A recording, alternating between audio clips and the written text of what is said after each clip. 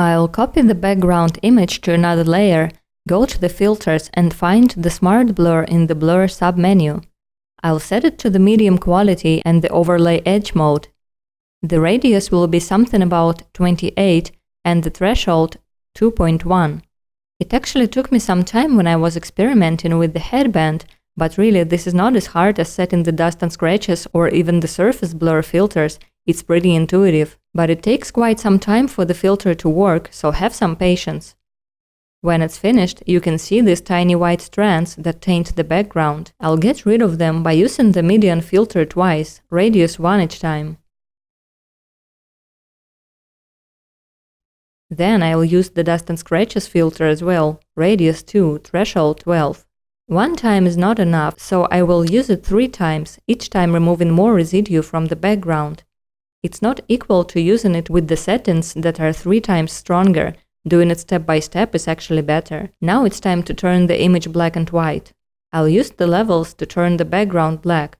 When that's done, it's time to use the brush to work on the isolation mask, which is not perfect. There are many parts of the image that require manual painting with either black or white color, but that doesn't really take long, as the mask is not really bad, it's quite good already.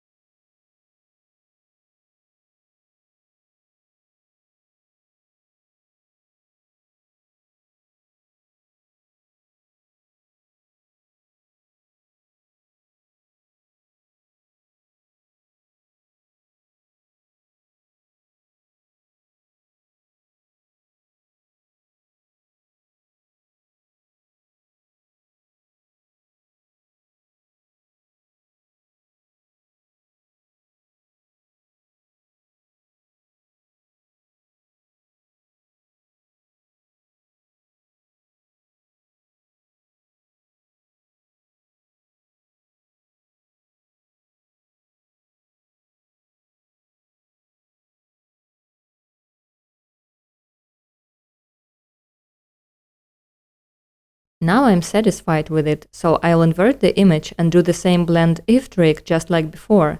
I'll copy the original image and place it on top of our mask, and then I'll just tell it not to blend if the underlying layer is white.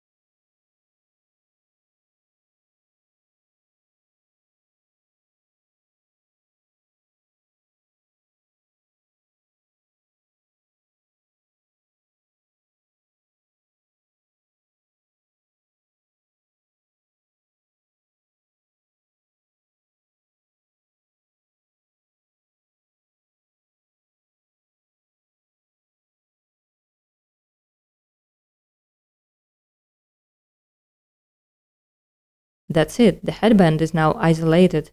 I'll resize it for a typical online store to make it look even better. And just like before, the whole process took me about 5 minutes.